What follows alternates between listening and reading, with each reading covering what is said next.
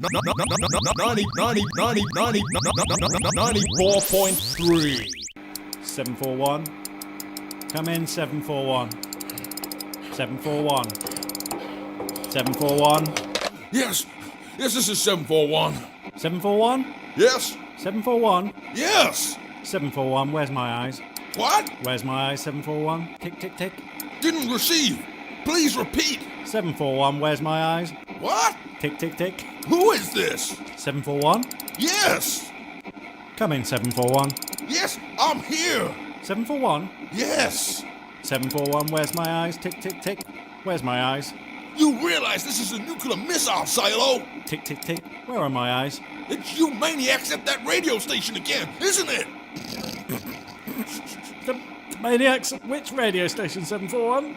The maniacs at 94.3. That's right! 94.3. 94.3 local radio, the only radio station ready and willing to prank call a nuclear missile silo! So come join us! The maniacs at 94.3. That really was a lot of fun. Yes, Jim, and knowing he has the power to destroy us all made it kind of arousing. Always have to go and ruin it, don't you, Andy? Yes, Jim, I have some deep-rooted issues. Come in, Houston. This is Phillip 309. Oh, it looks as though the missile silo is trying to prank call us! Oh, I don't know, Jim. I think it looks like we've got some interference with our astronaut buddy again. Oh, really? Hello, Phillip. It's still us, I'm afraid, at 94.3 local radio. God damn it! Yes, I'm sorry. How the hell am I gonna run a space mission with no ground control? I don't know. Sorry. Can you get through to NASA again for me? No, we tried. Sorry. After last time, their number's been disconnected. God damn it! Yeah, pisser. Well, look, we got a Spark G turbo fuse in the crosshatch wiring loom up here that needs reconnecting. You got any idea how we're supposed to do this? I don't know that we do. Do we, Jim? Ooh, no, I don't think so. Has it got 2 sockets? The one's got lots of sockets. The other, not so many. It's got 2 plugs. Well, try sticking one of the plugs into a socket. Okay. No, that's just jettisoned our oxygen backup. Try another.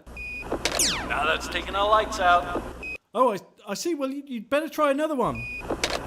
Hello? Hello? Oh dear. I shouldn't worry about it, Jim. They were all doomed from the moment NASA pulled the plug. It was just a matter of time. And now it's time for us to hand it over to 94.3 local news. Hello and welcome to Local News Radio. Fred Harbinger, the first man on Mars, has been convicted in court of manslaughter by negligence after his self-styled homemade rocket mission to Mars launch, which incinerated all of the onlookers. Fred, who it's proven was well aware of the need for water dampeners to reduce the blast from the shockwave of the launch, was shown to have deliberately overlooked the water dampeners, as well as many other safety features, in his desperate bid for self-glory. Fred, who is seen by many as a hero, said in court, "I did tell them to stand well back." Thomas Webber, the man who, at this year's Cup final, shocked us all with his homemade crowd taser, has today shocked a whole courtroom with a smaller handheld version of the same device. The judge, who had just begun his summing up, had got as far as saying, "You are a terrible man with an awful sense of humour," when he let out a yelp like a puppy and lay twitching on the floor whilst Mr. Webber made his escape, singing "Can You Feel the Love Tonight" and walking like a cat. The Stanbourne Cup will be held this week by Dennis Miller.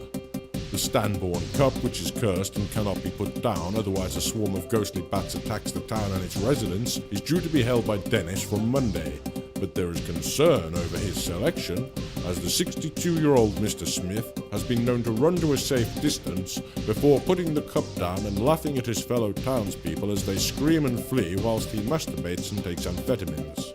Mr. Smith refutes claims this will happen again, stating he no longer takes amphetamines now there is so much good cocaine around. Harold Steadmore, the man who bred a 10-foot goose, has been riding it through Crenshaw Market collecting taxes and tariffs off the stallholders who have been so startled by the giant animal they are paying the fees without question. Harold, who has no legal jurisdiction to collect taxes, has said, "When a man has a goose like this, he himself becomes a god." Harold, who has been confronted 3 times by police and local council officials, has, on each occasion, spurred the goose into flight and flown away unchallenged. Local patrons of Crenshaw Market have said, "It's nice to see such a terrifying creature in our midst." Local poet laureate Calvin Hedgeborn has been arrested for vandalising public toilets. The police say that whilst there are no witnesses to him writing the graffiti on the toilet wall, the magnificent 18-verse erotic sonnet was easy to identify amid the regular variety of hand scrawls, cock and balls. A local man, Darren Crosby, has turned to stone. No one knows how or why, but all fingers are pointed squarely at Dr. Doomed, as Darren has recently been to give him a quote on new windows for his castle. Darren, who is well known for his high prices, has been overheard boasting loudly in a number of pubs about how he was going to rip Dr. Doomed off. When asked to comment, Dr. Doomed laughed and called us foolish mortals. And finally, the police have finally allowed local resident and businessman Jose Mancini to start putting bounties on people's heads.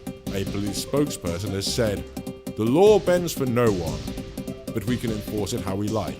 Dave Pearson, the first man to officially have a bounty put on his head, has said, "All I did was cut him off in traffic."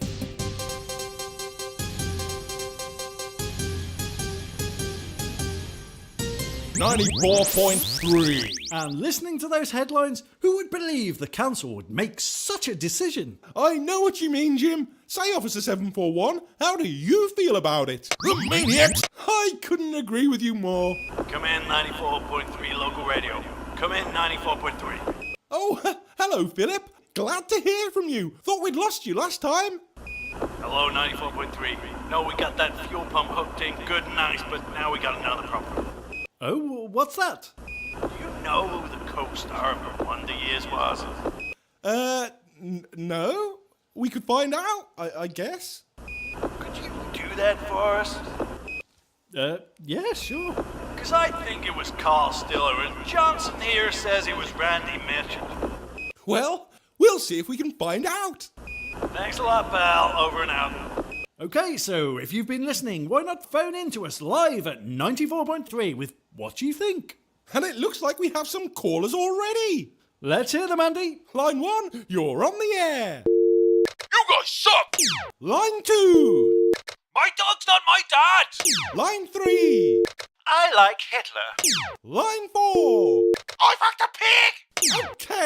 Okay, so if you've been listening and know the answer to the question, why not phone in with the answer? Fuck it, Google it. Let's just Google it. Okay, good idea. Let's see, here we go. Randy Mitchell. Okay, we've got our answer, so it's over to Phillip 309. Hello, Phillip. How do we get hold of him? I don't know. Try boosting the power output on the antennae. Okay. Okay, hello, Phillip. Yeah, hi, guys. It was Randy Mitchell. God damn it! And now, let's play some adverts from our local sponsors. 94.3. Dial Stan for pizzas. You want your pizza cooked your way? Come to Stan Pizza. Stan will slap literally anything on the pizza base and have the gall to cook it, serve it to you, and bring you the bill all with a smile on his greedy face. Badgers, roadkill, fish pond fish. There's nothing this man won't beg, borrow, or scrape off the road in order to slap on a pizza and try and pass it off as something else. Welcome to John Carp Fisheries. We've got 18 pools you can choose to fish in, each with private mooring spots and easy access to dump bodies. Our staff have got famously bad memories, and you'll find our CCTV cameras turned off all year round. So if you've got someone who's causing you trouble in life, why not take them fishing at John Carp Fisheries? John Cop Fisheries is funded by Jose Mancini. Jose Mancini is funded by the South American Drugs Cartel. The South American Drug Cartel is funded by the CIA. The CIA is funded by John Cop Fisheries. John Cop Fisheries is the root of all evil. 94.3. And now it's time for our special segment, What Sort of Monkey Is This? What sort of monkey is this? What sort of monkey is this? What sort of monkey is this? We caught you at last! What do you do? Break into our zoo? What sort of monkey is this? It's a capuchin. What sort of monkey is this? I just told you it's a capuchin. What sort of monkey Actually, boss, I think it's a marmoset. You think I don't know a capuchin when I see one?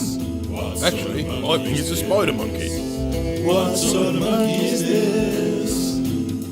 94.3. And you're back with us on 94.3. And now we go Come in over to 94.3 local radio. This is Phillip 309. Come in 94.3 local radio. Yeah, hello, Philip. Hello 94.3. How are you guys doing down there? Yeah, we're all good, Tar. How about you? Yeah, we're doing okay up here, but we got an alien on board. What? That's right, a real full and honest to God alien right up in the ship with us. Right.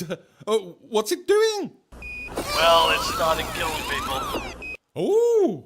Look, I'll be honest with you, 94.3. We got no procedural protocol for how to deal with anything like this. You got any ideas? Well, can you hit it with something? Hold on, I'll give it a go. I got acid with blood. Oh dear. Tell me, are there smaller ones running around like little hands? Yeah, there are. Right. Well, you've got a really bad alien problem there, I'm sorry to say. What do we do? You need to suck them out the airlock. That's the best way. Well, how are we gonna do that? Well, how did you lose Henderson? You turned the fuel pump on and off, right? Give that a go. Yeah, that's got it. Thanks a lot, 94.3. And another show wasted thanks to the bumbling ineptitude of mankind's arrogant foray and reach for the stars. Yes, Jim, that's the second show he's wasted for us, and we really are going to have to find a way to put a stop to that. I couldn't agree with you more, Andy. At first, space seemed exciting and glamorous, but now I see it just gets in the way of regular scheduled programming. Well, I think that's about all we've got time for today. Andy, anything funny you can add in? Got this sound of a cat being crushed, Jim? That's not funny, Andy. Oh, then no. Okay then, let's pass it over to the lunchtime crew. 94.3.